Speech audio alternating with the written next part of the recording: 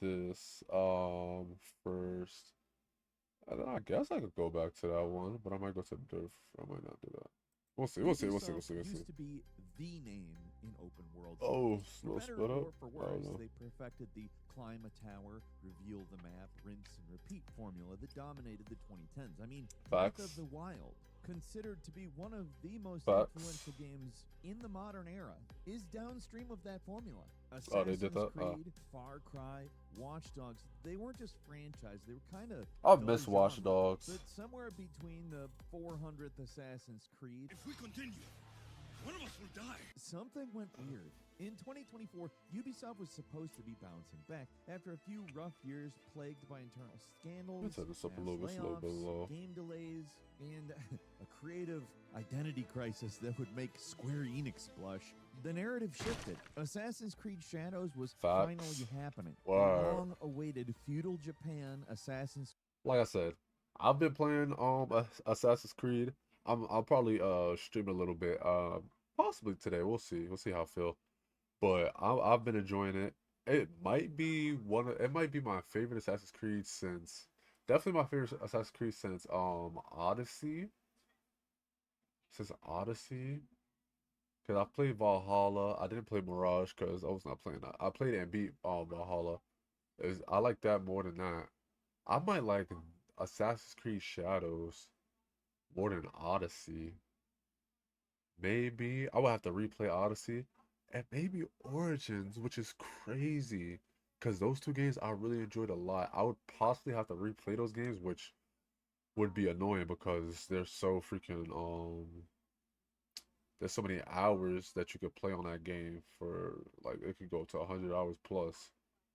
But I might have it above those, which is crazy. But it's just yeah, the setting of what is it of feudal Japan. I love it.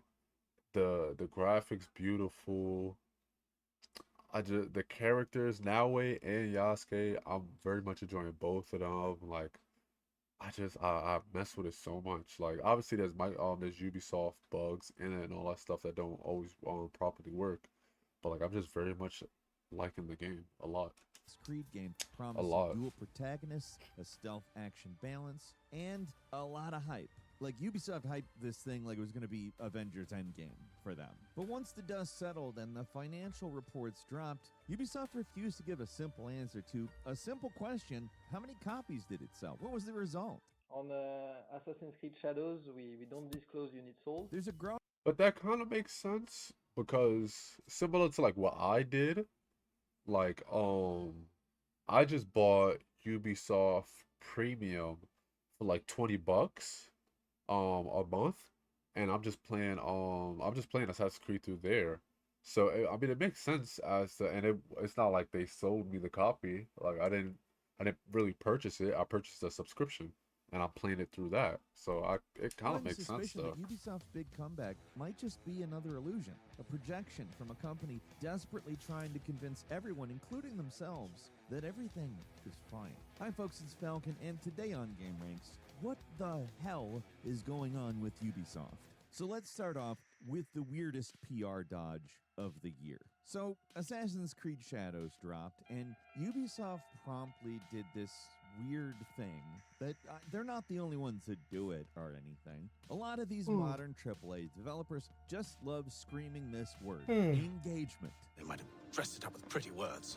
That does not make it true. And according Assassin's to Ubisoft, Creed, man. Shadows has the Probably my second favorite of all highest time, Assassin's engagement Creed. for an Assassin's Creed game. What does that mean, though? Pre-orders, likes, number of times someone clicked the trailer on YouTube, play hours. I mean, that's a weird thing to Like, bro, brag this about the when game no is one just really so knows nice. what it is. Like, When watching this is literally reporters making me had the want to audacity to go on ask Assassin's how Creed many right now. copies it sold, Ubisoft got quieter than you would think an assassin would have to be on hard mode. I mean, you're not always completely right about that, but it's whatever. And the collective internet noticed. Ubisoft themselves delivered a Jedi tier dodge. We don't share specific sales figures, but we're very pleased. That is, of course, don't ask questions, just buy the damn game in PR speak. Now, this is concerning because Ubisoft is not in great. No, yeah, that's true. But have they done it? My question would also be, have they done that with previous Assassin's Creed games? If they haven't, if this is the first one, then it is shaky. But also, like he's about to say, also like Ubisoft is not in great shape. Like their stock price is like down in the toilet. There are games that they've been spewing out for the past like going on 5 years, probably even longer than that, have been pretty garbage, and they're probably going to get bought out as well. So I Shape. mean, Their latest financial report showed revenue down, back catalog sales falling, and even Just Dance tripping over its own shoelaces. If Shadows was really the I do savior not they're know pretending it is, Ubisoft made most Just people Dance. would assume they'd be screaming the sales numbers from the rooftops. And Yeah. they are not. So either Shadows is printing money and Ubisoft is being shy for fun, which is, to be fair, what I would do if I were printing money. People don't need to know about my money. Yeah, I'm that also too. not printing money, so maybe I would be bragging That about too. it. It's not really. But they're either doing that and they're being shy for fun, I guess, or they're redefining success. How very postmodern of them. So, right after this weird PR dance that feels Why I don't know, like a showing this bad dance? sitcom almost. Right after that, they reintroduced Charlie Guillermo. Anyways, our man Charlie left back in 2021. Both left Ubisoft to pursue new opportunities, which included being the CEO of a Web3 gaming company called Nagi or Unagi. To pursue other opportunities being a Web3 gaming company called Unagi, which they appear to be a DeFi, which is decentralized finance blockchain company that is also a leading Web3 gaming studio. I don't think I want to research that any further. I don't know what's going to end up in all that personal information they sell to everybody. Best case scenario, get a bunch of crypto ads. Charlie's the son of the CEO of Ubisoft. Anyway, before NFT Fantasy Sports or whatever the hell So he's a Nepo he was baby. doing with Unagi, he was actually the co-head of the mobile studio at Ubisoft called Owlant. Owlant made a game called Tom Clancy's Elite Squad that depicted a fictional terrorist group that used imagery that was very, very similar to the Black Lives Matter symbol. This led to public apologies and Charlie's departure from the company. That he went from that to NFTs and decentralized finance crypto stuff doesn't make anybody really think of this guy as like the most professional. So Charlie has returned to Ubisoft to co-lead a new transformation committee aimed at. According to the internal email sent to Insider Gaming, Charlie Guillermo will be rejoining the company to join forces with Marie-Sophie Del Webert to lead the company's transformational committee. Oh, transformation. Not sure. Transformation committee. What? What does that even mean? The committee, which consists of 10 members, is said to guide the evolution of our Ubisoft brands and studios over the next 100 days, the email reads. That seems wildly dumb. Revitalizing the company, because things aren't going so well. And what better thing to do than to bring in fresh blood that used to work at the company and is also the CEO's son? Yeah, I don't see that resulting in a whole lot of brand new ideas. Call me crazy. And as they are transforming, so too is their release dates. And while you play... Additional, big production. We will see content coming from all larger. So what are we talking about? Things got pushed back and delayed. Like Far Cry or Ghost Recon or whatever. Ubisoft is playing a game called Delay All the Things. Far Cry 7, Assassin's Creed Hex, and Ghost Recon. What? They've all been pushed back to... Far Cry 7, Assassin's Creed Hex. I've never even heard of Assassin's Creed Hex. Why are y'all making another Far Cry? We're done. We're done. The best we're done. Let it go. Let it die. The official reason is to create the best conditions for success, which, I mean, isn't wrong. While they've been pretty dodgy about telling us exactly how Assassin's Creed Shadows did, it's pretty likely it did better than Assassin's Creed Mirage. And part of that is definitely because rather than release it a year ago in whatever state it was in, they released it after another year of work in that state. which is a lot of steps in the right direction for Assassin's Creed, whether you think that it was all the steps that needed to be taken or not. I enjoyed it. Was it the best Assassin's Creed, and was it the best that they could ever do? I'll answer no to both of those, but I think the delay benefited the game, and I think that is certainly something they're thinking about here. Let's break it down. Far Cry 7 was originally rumored for It's 2025. definitely, I would say, well, all and all of this is opinionated, of course. Even this guy's opinion on, I guess, the top tier ranks, whatever.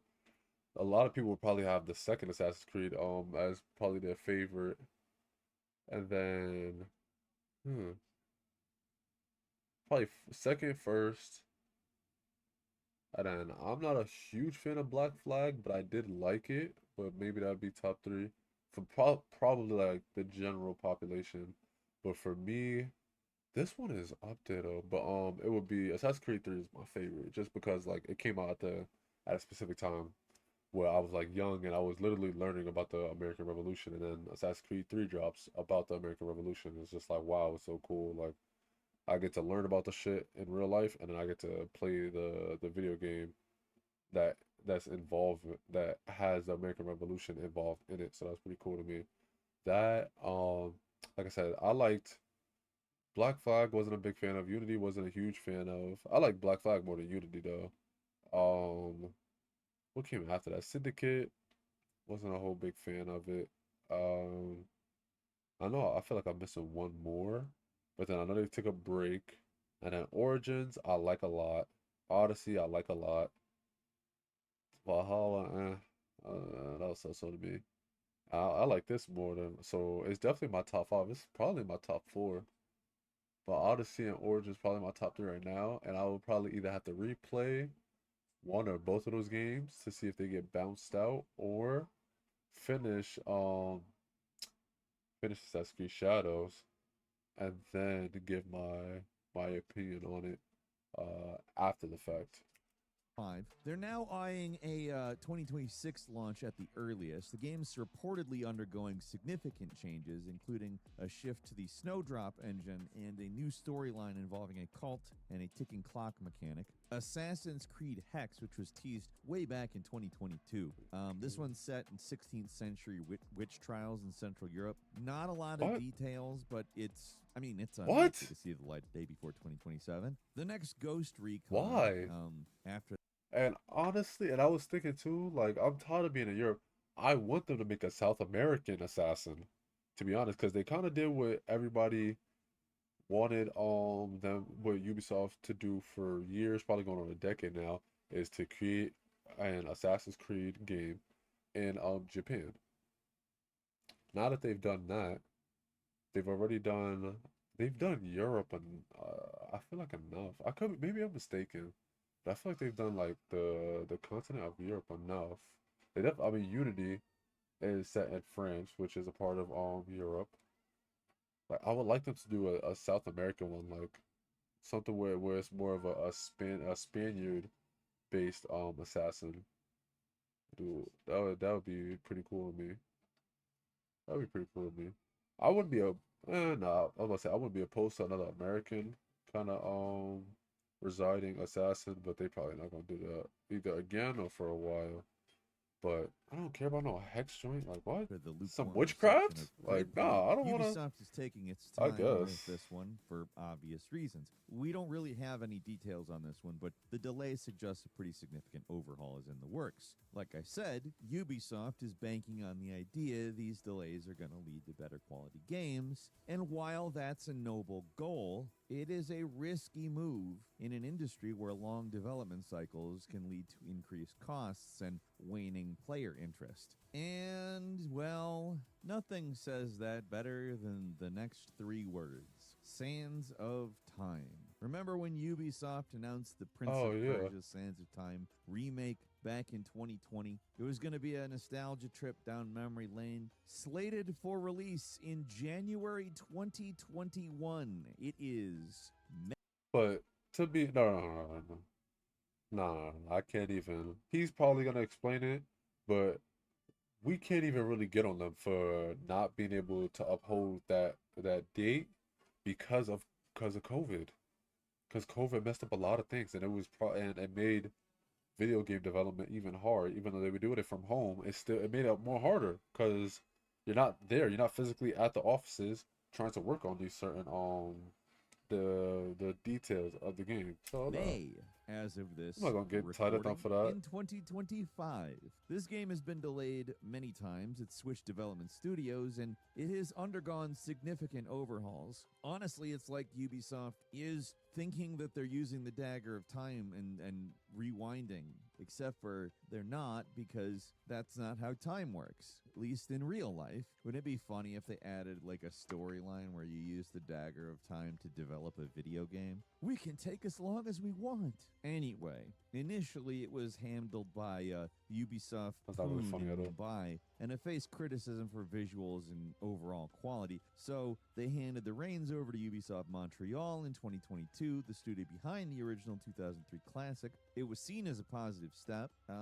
Probably was. We don't know because we really haven't heard anything. But Ubisoft has confirmed the remake is scheduled for release by March 31st, 2026, aligning with the end of fiscal year. Damn, what's tough about that? What's tough about that is GTA is coming out next year. Probably guaranteed, but who knows? Maybe it'll get delayed again. And they said around March. No, actually, yeah, March is actually a good time to do it. Anytime before May, May 26th. Anytime before that. Well, at least no, you gotta give people like a month or two like in advance, I guess, be ready and save up money for that. So March isn't bad, but they're kind of pushing it. Kind of pushing it. And it better not get 2025 delayed. 2026. This does provide a more concrete Better not get timeline, delayed. but I mean, it's their property. They don't have to tell the truth about when it's going to come out, and even if they are, they don't have to stick to it. If they think they should delay it more, they could. It's part of the beauty of freedom, as well as a test of patience for those of us who like freedom but don't like waiting. I mean, this is a timeless classic, and what I mean by that is that there is no amount of time that you could have estimated development to take and be correct about. Well, it's also like a standard timeless. I mean, Sands of Time is killer, and whenever it does come out, it's going to be great. But man, it's not exactly professional the way they handle this stuff, is it? Well, people are taking notice that, I mean, that's a sort of a broader trend than just Ubisoft itself. There is a problem that many are calling deprofessionalization in the AAA gaming industry. I mean, it's the elephant in the Ubisoft boardroom, but you can see it elsewhere too. It's not just a buzzword, it's kind of this unsettling reality. Deprofessionalization. Damn, this is a long ass word. Deprofessionalization, the weakening or dismantling of a profession, often involving a reduction in autonomy, status, and power for those within that profession. Damn. That's turning game development from a job, nay, a profession, into a gig economy free-for-all. At events like PAX East 2025, the shift was absolutely palpable. The show floor was once dominated by major publishers and felt like a ghost town, to be frank. Attendees noticed the absence of significant exhibitors and a lack of engaging content, and honestly, a lot of people call it one of the saddest conventions they can remember. And everyone still remembers DashCon. We haven't forgot DashCon. Doesn't mean PAX East 2025 was chipper, but it's not really about an event per se. The event is kind of the forward-facing evidence of the thing that's happening. Ubisoft, for instance, has laid off over 3,000 employees between September 2023 and December 2024. They've replaced these stable, long-term employment opportunities with short-term contracts and freelance gigs. This is, of course, not even exclusive to gaming. If you wonder what the hell ever happened to unions, benefits, and stability, the words that you can easily answer this with are gig work, Gig work allows employers to, well, not have employees, more or less. They have people that act like employees, but legally speaking, they're sole proprietors of small businesses that are being contracted out for work. And big companies that do business with small businesses don't usually give a shit about the small businesses. They're doing it because it's a matter of necessity. And the second they could find somebody who can do it cheaper, they do. This creates a race to the bottom that is draining the talent from the video game. So if I'm not mistaken, and maybe I am, so it's pretty much they fired their long-term employees because they knew that they had to pay them a salary per year, and that was like a standard fee, I guess fee that they had to pay for yearly. But when you kind of get these gig contracts, they're more temporary, and um they'll work for cheaper as well, probably have little to no benefits, and like I guess like he was saying, you only kind of hire them when you need to, instead of just having them, I guess, collecting paychecks on a year-round basis. That's kind of that's kind of what I'm getting from him, but maybe I'm wrong.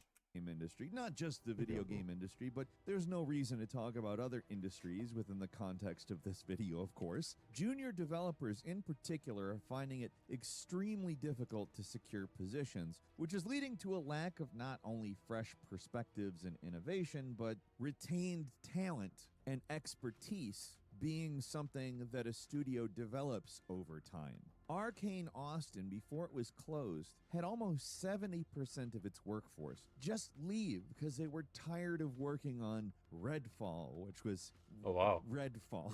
It wasn't an immersive sim, what that What the developer fuck? was known for. It was a crappy live service game that nobody wanted to work on. And when you're not attracting and retaining talent, hell, when you're just making it impossible for talent to get anywhere, even just the simple foot in the door, it's hard to imagine that over time games will get better, because if every year you have a training season to onboard all of the new people, replacing the people that got burnt out or left for greener pastures, say a better offer somewhere else, or, you know, a job, not even a video game job, just a Oh, job. I get a job, like, yeah. the sad thing with a lot of these developers is they're leaving games. Yeah. This is That all does suck. hitting Ubisoft hard. I mean, it's hitting everybody hard, but Ubisoft laid off over 3,000 employees since September 2023. That is an obscene number of employees. And honestly, the proof is in the pudding with all these development resets. Even if you have a game that's going well, if you lose important members of the staff mid-development, you essentially have to reboot development,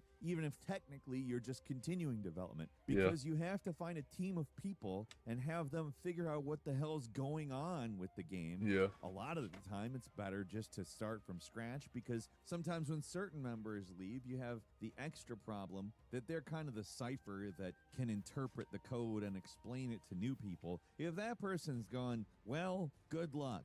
I cannot imagine how many times that happened with Skull and Bones. Can you believe I've gone this entire damn video without mentioning Skull and Bones? What's funny is I don't even need to. Like, I just have to say the words Skull and Bones. That's it. That's all. You all know what I mean. And if you don't, the Wikipedia is more about the development hell than the quadruple A game itself. Quadruple, So, damn. what the hell is going on with Ubisoft? Well, the same thing that's going on with a lot of these big game companies, except they visibly suck. I mean, they Show keep EA too. fumbling and tripping over their own feet and spend a decade making a game that isn't good, Skull and Bones, or doesn't come out, Beyond Good and Evil 2. Can you believe I haven't even said Beyond Good and Evil 2 yet? I've never there's heard of that. many I've heard of Skull and examples Bones. that I've heard just serve bad as things about Skull and shorthand for Bones. mismanagement and not knowing what you're doing, and they're attributable to Ubisoft. That's what the hell is going on with Ubisoft. Amidst a sea of change in an industry that has become bloated, isn't serving the people who work in it, and isn't Facts. serving its consumers, Ubisoft stands out as a problem. To be noticeable in that bunch is not a desirable position. And a Ooh, lot of us excuse me. do genuinely think that Assassin's Creed Shadows It's is a good a game. step in the right Yeah. direction, and it probably will be a good thing long term. We don't know how much of a good thing. And I also think Assassin's Creed Shadows is gonna be one of those games that after a few years, when people play it again, either again or for the first time, they're gonna understand how good of a game this is. I'm not gonna lie. I'm not gonna lie. Going back in my head, I could easily see this game being top three in the whole franchise. Maybe not number one, maybe not number two, but I could easily see this shit being top three. Definitely top five. Definitely top five. But a hot take of mine would be like I could see it falling into the top three.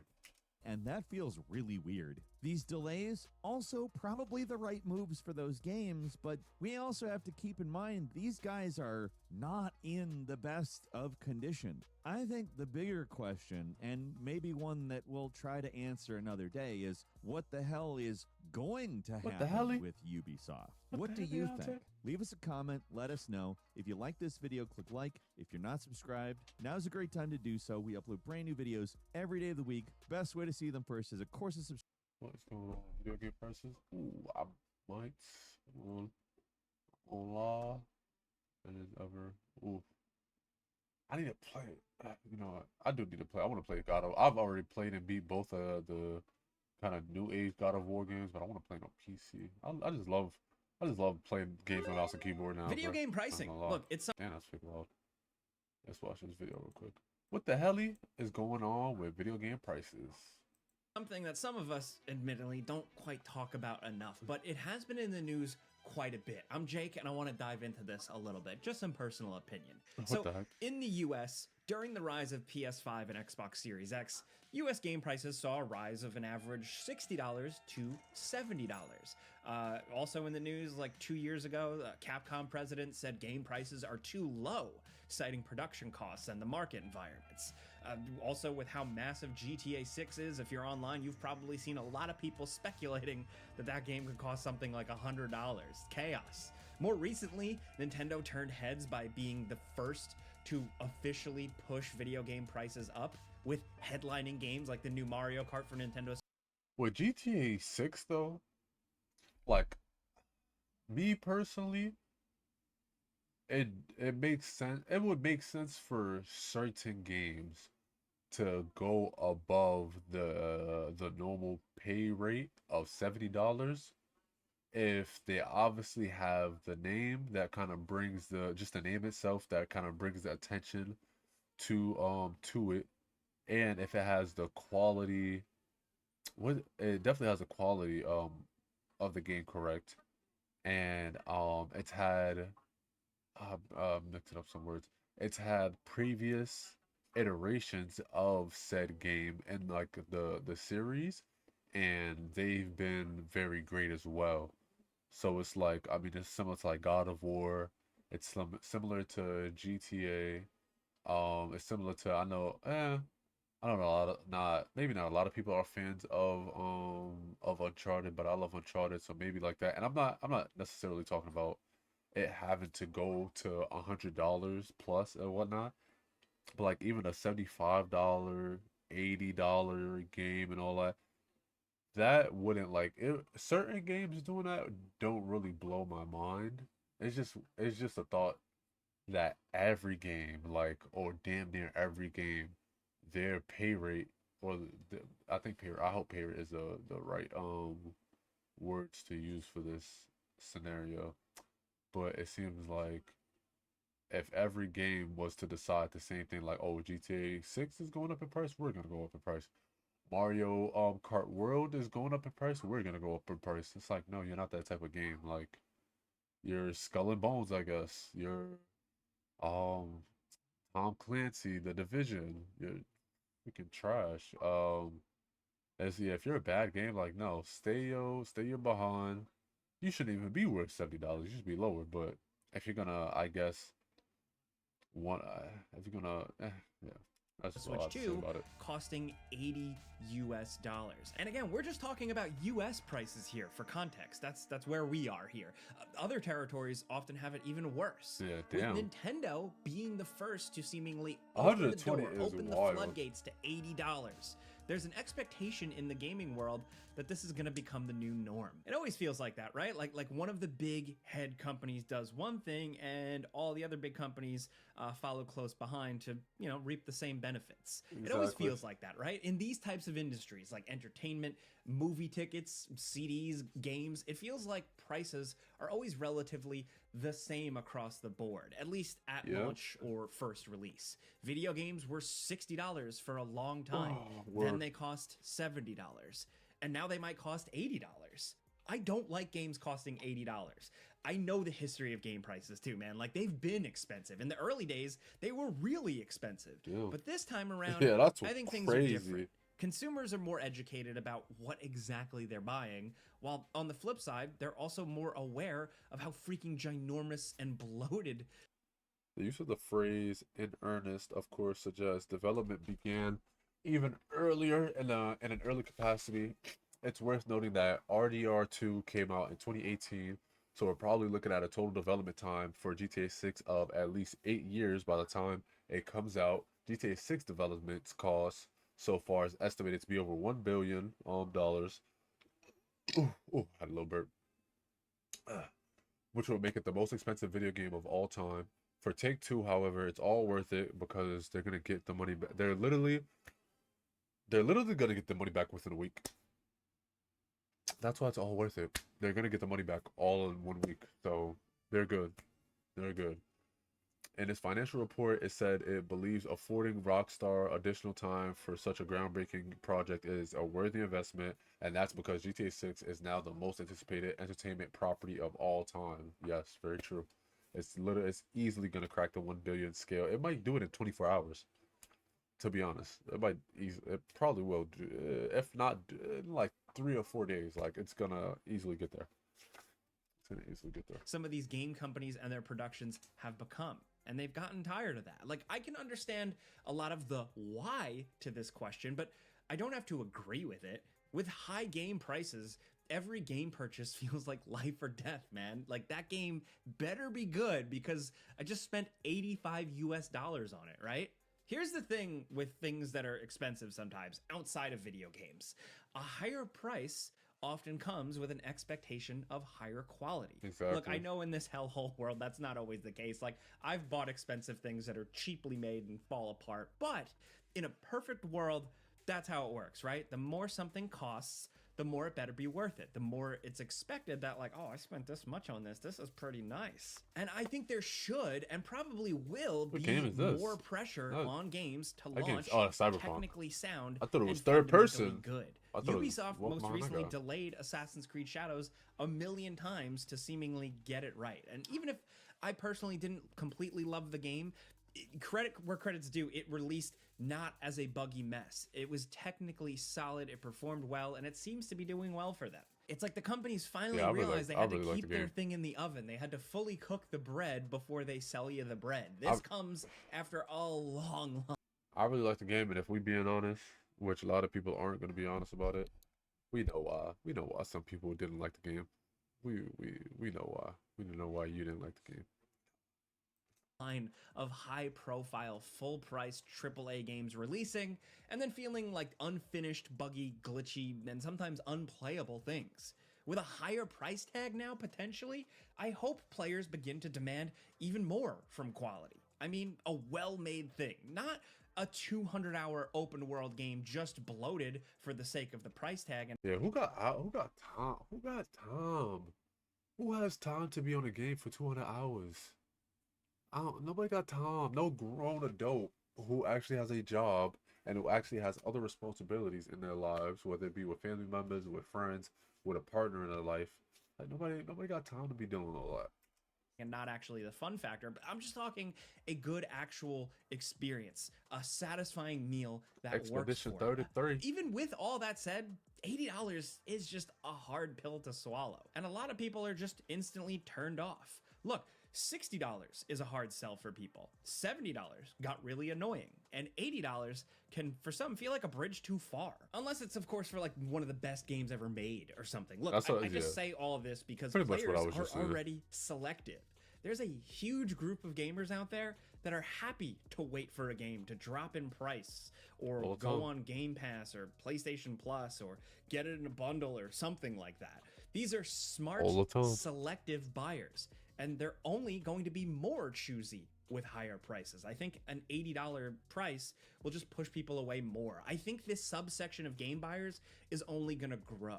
I think there's just going to be more and more people that just wait for Steam sales or embrace a subscription plan. Despite that, recently analyst Reese Ellis told GameSpot that, and I say that real quote, quick. "The market will bear it. Plenty of gamers are willing to pay price points above $70, as shown by the high number of those willing to pay $100 for a few days early access. But What? of those willing to What?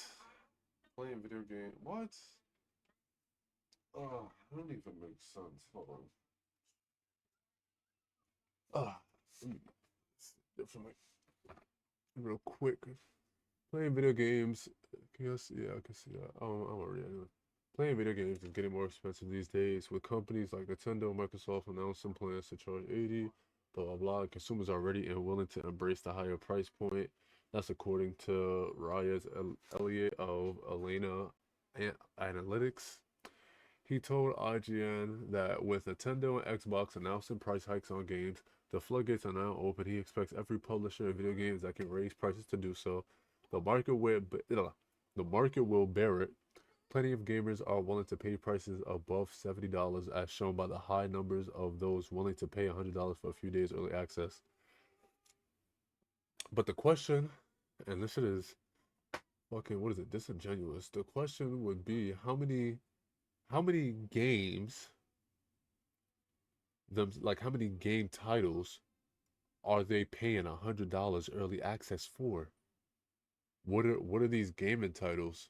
Because if it's like a Call of Duty, if it's like maybe even a Battlefield, if it's like a Star Wars, like yeah, if it was GTA, if it's GTA, if GTA, well, I'm not doing this shit because it really wouldn't make much sense for me to do it. But if GTA was charging, oh, if I go crazy, well, hunched over and shit. Let me do this.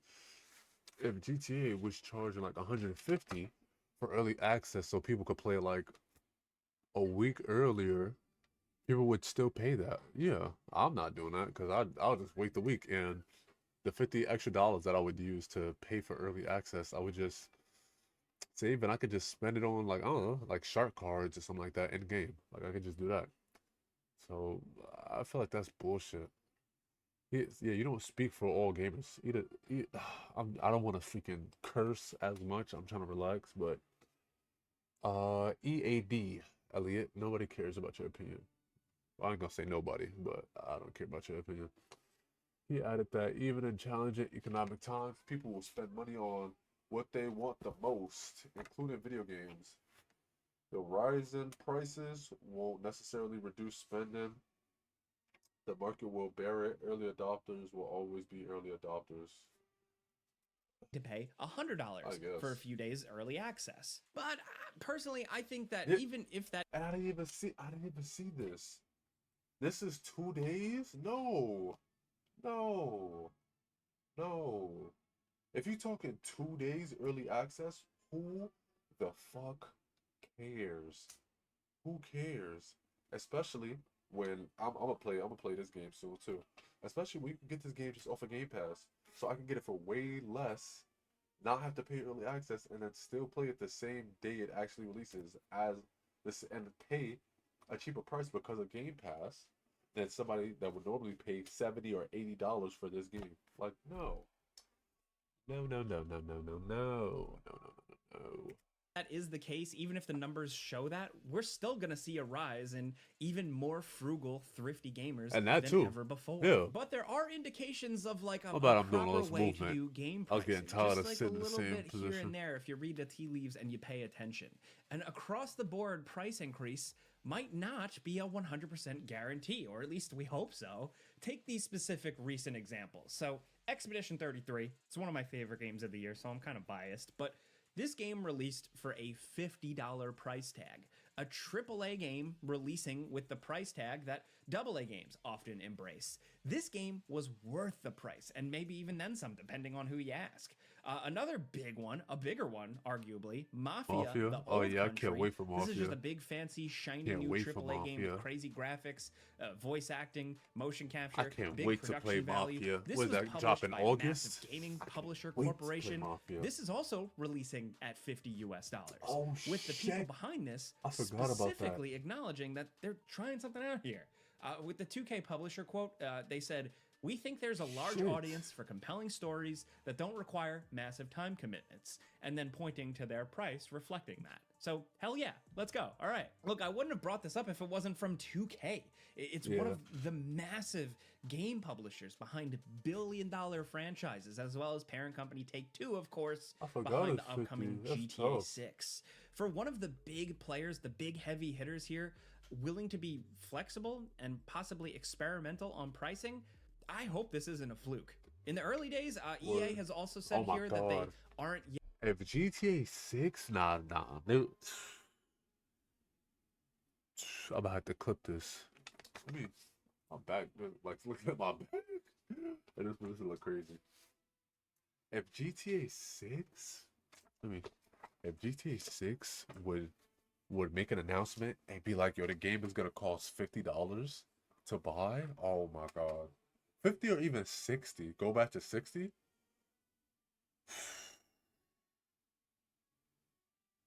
They fuck around. They gonna change the game again. Not the actual physical game, but I'm talking about the game of the video game purchasing sphere. They changed the game. yet charging $80 for That's games, crazy. but who knows when that's going to change. It's EA. Look, either way, what we're trying to say here, I know we're only pointing to a few small examples of AAA mixed pricing here, if that's what you want to call it, but I think it could be the start of an interesting shift. Lower price points Oh, he pulled can out a be gun. exciting. Can get more players to come out, get more players to at least To try take a it. second look. Yeah. Can also lead to more competition. Launch your games in a good state. You think you can charge $80? Good luck. It better be worth it, man. There's another Especially, game yeah. over here on the corner that has good word of mouth, and it's only $45, and it kicks just as much ass. And again, don't get me wrong, mixed pricing has been around, Forgot about especially Wukong. in the indie and AA scenes.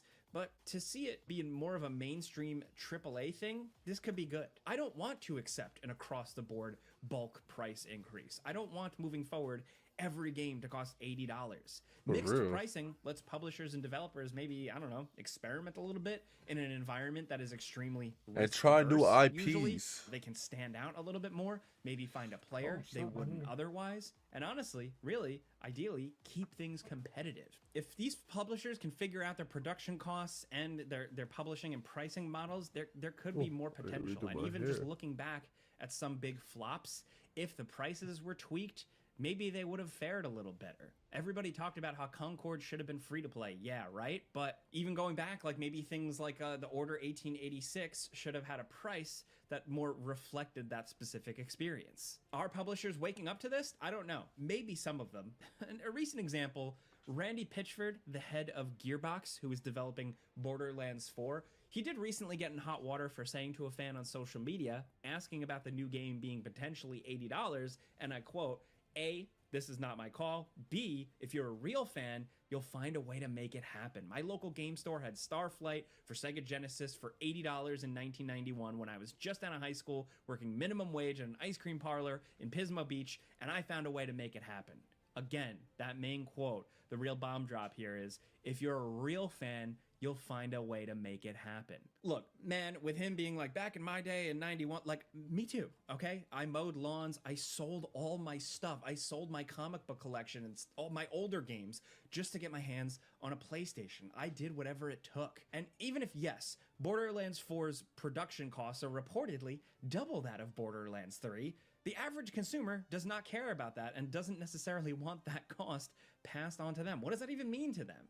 But like, what I'm trying to say here is that the corporations, the executives specifically here, they shouldn't take us striving to buy these things or take our fandom for granted. They shouldn't expect us to just buy the thing. They shouldn't expect us to just For grovel. real. They should Just work B-roll. to earn it. And we've Just always B-roll talked just about stole good bread. games, and like merit and people just buying good things, yes, but also maybe the price factor should work to earn it as well. Like two different shoemakers make different shoes and sell them at their stalls for their own chosen set price. I'd love to see more of the bigger publishers embrace this idea. If a game like Expedition 33 can launch at $50 US and blow everyone away and apparently be a success, maybe this can be a teaching moment and maybe a little bit of a sign of things to come. Could you imagine a world where all of the big headlining exciting games, every single one is announced, and then there's a debate of how much it's actually going to cost? If there is a range from, say, $40 or $50 to $80, as a person who buys games, but also just as like a spectator, I would love to see games just come in at different prices. Leads to interesting conversation, but again, the biggest thing is more purchasing Yeah, I can power, agree more purchasing to decision that. making, Which more options. that's pretty much what I was saying earlier in the video. I can agree to that. Like, have certain prices. If certain games want to be $80+ okay, but that only has to be that only can be a small number of video game titles that have that kind of pull that can say, hey guys, we're gonna sell a game for 80, like, and then fans would be like, you know what, that's a little bit steep. That might hurt my pockets a little bit, but because it's you guys, because you guys have made quality games in the past, you have a lineup of good games in the past. You have a history of not cheating us on the content that you put inside the game. Like, you probably have good marketing and good trailers to go behind it as well. When you do that, then it makes more sense when these games are more expensive. But obviously, when you don't execute on what you say is gonna get done, then people just tune you out, and people don't really want to listen to you. And who could blame them? All that stuff. Anyway, ultimately, the question in this video, is this the right way for game pricing? I think it's a step in the right direction. There will always be people out there that just think every video game should be free, and then there will be people who say, you lazy bum, get a job and pay $90 for that US game. But I think the reality is somewhere in the middle. So let me know what you think down in the comments. With Nintendo launching Mario Kart for $80 in the US, are you paying for that? Are you paying more for games in other countries? Have you not paid full price for a game in a long time? Do you just buy all your games on Steam sales or somewhere else? Let's talk down in the comments. If you like this video and you like just kind of chatting with us with games and stuff, clicking the like button does help us out. We put out The last full price game that I paid for was Spider-Man 2. It was Spider-Man 2. No, that's a fact. And I very much enjoyed it. It was definitely well worth the money.